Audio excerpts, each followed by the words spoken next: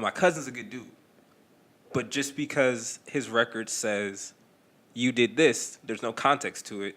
Now he can't own a gun. But then you see situations like this guy, who was completely off, was able to go and purchase a gun. Those are the levels where I'm like, yeah, how do you make it like more strenuent, but fair. fair to people like The that. thing is, I feel like your cousin's gonna be fine, Right. and I'd rather it be stricter and your cousin's mad for 2 weeks and then gets over it, and avoid people who are actual felons Right. for actual things that they did from getting guns, and people who are off from getting guns, because it's just that. And I feel like if I know I didn't do something, I can understand, like, it's not fair, but I get it. Like, Right. fine, I can't own a gun, cool. At least this law is stopping other actual felons from getting guns. So I feel like it may not be fair for your cousin, but your cousin is also like a rare occasion, you know? That's Right. not everybody. Right. So that's what I think about it. It's like, I think it's fine. Like, it's not, I don't know. I think it hits close to home, so it's different. But at the end of the day, once again, he'll be fine. You know what I mean? What do you think about people who, and now this, like I said, this whole narrative has been bubbling for actually pretty much, I think, since 2010 or whenever Sandy Hook happened. I think that was 2011 when that happened. But this whole narrative of we don't need guns at all. Because at first, when Sandy Hook happened, because that happened with an automatic rifle, they were saying we don't need rifles. To just have handguns. There's no need for rifles. Like, no one's hunting in the city and things like that. And then the narrative got switched from rifles to now it's just guns, period. And it's been a consistent like narrative of like we don't need guns, we don't need guns, we don't need guns, we don't need guns. Do you guys feel like that? Do you feel like that approach or like that opinion is justified, or do you feel like there's a reason? No, I don't think it's justified because it's a very American thing to have a gun. Like it's just rooted in our society, like to the bone. You know, it's not like we're in the UK where like they've never had guns. Like they've always had like no gun policy, so it's just how it is over there. Right. Yeah. So I don't think extremes like going to the extreme is the answer, because you're gonna piss too many people off that would have been on your side, like you and like you, like that would have been on your side, but now you're excluding them, because it's like yeah, I'm for gun control, but I'm not for like taking all guns away. That's just dumb. Yeah. You know, people still need protection. People still go hunting. You know, and I want to go back to what you said, like the whole like felons owning guns. I want to say there is a process out there. I'm sure there's a process out there, but it's just that it would cost too much money, and not enough people care enough about like the rights of felons to own guns. You know, because they do the same thing with you know, if you get charged with felony, you can no longer vote, right? They have this process, and I think I was watching like John Oliver or something, that you could appeal and blah blah blah and all this stuff, but it's such a shit process, and like there's no oversight. That at the end of the day, you're just talking to like these people that you don't know, and it's like from another state or something, Right. and you just plead in your case, and you could have had a felon like your cousin, lived his whole life. He's like 50 now, and he's like, I've been living a good life. I own a business, blah blah blah, like, or I just work, blah blah blah, all this shit. And they could just be like, no, still, I just don't feel like, no.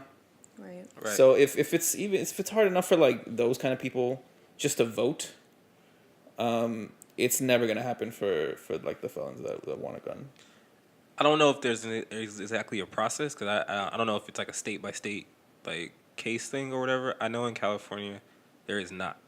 The only way that you can is what my cousin actually did, is when the actual judicial system says that whatever you did, it's wiped. Even though his was wiped, he still can't own one. And that is the thing to me that's wild, because basically like he can get a job. He has a job. Like he has no problem doing any of that stuff. But the one thing that, like you said, is rooted in like America's history, he can't. Yeah. Question. In that case, and just to switch that narrative to see if your opinion would remain the same, if let's change the felony to like a sex offender, like a child sex offender. If somebody had that on their record at some point and then it was wiped, would you still trust them around your kids? No. Okay. Because I'm assuming in this case that actually happened. But you don't know that. And someone who's looking at your cousin's felony doesn't know him. You know him. Right. They don't know that. They're just going off what's on a piece of paper and Right. what someone says. So if, like, let's say that there is this, like, child molester that, like, was a child molester or maybe wasn't. You don't know. But it was on his record. It got wiped. You found out. And he's coming to try to babysit your kids. You would say, would you let him in? Like, well, you know. And this is gonna be the fucked up part. Me personally, you're not coming near my kids. But I would fight for you to have the right to do that if, like this is basically what she's saying, got expunged, and like this isn't the complete story. Because also, if we dive on stuff like that, there's plenty of instances, especially when it comes to minorities, of shit like that happening. And then, fucked up situations happening, and now you're a rapist. Now you're a child molester. So it'd be like, I'll fight for your rights to do it, but you're not doing it around my kids. And that can be like that's pretty much that's pretty much the fucking Michael Jackson defense. Michael Jackson is like, everyone loves Michael. Don't fucking touch my kids. Yeah. Nigga, I love Thriller. Leave my son alone. And I'm just being honest. Like, can't come around my kids, but I fucking believe you're right to fight this. I will, I'll vote or whatever I have to do to get you to fight this shit. To like give you a fair case. Right. Okay. Which also means you'd be giving a fair case to all actual child molesters who had a felony wiped.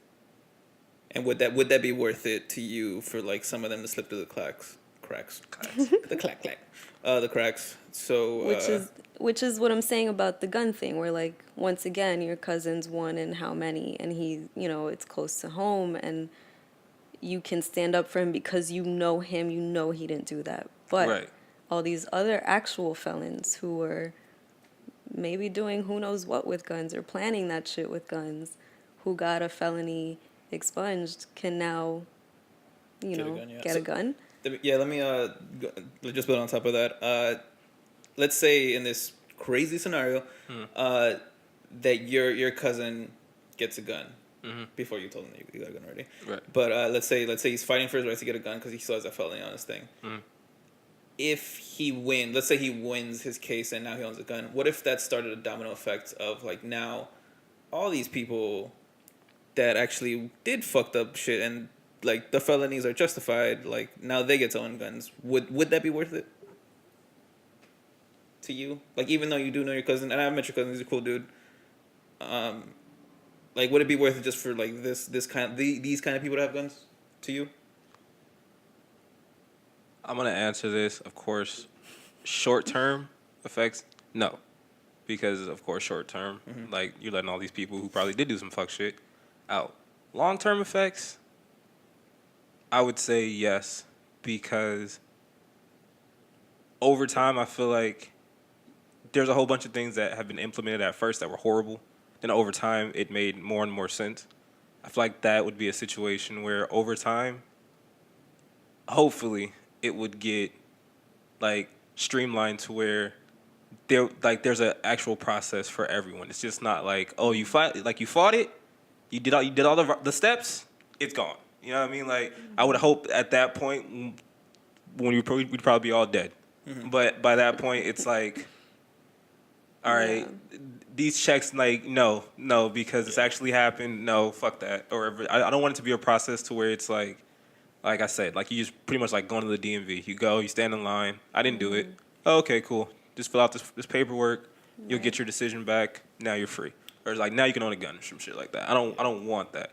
So short term, I would say no, it's not worth it. Long term, I would be in favor of it because the people it would be beneficial to.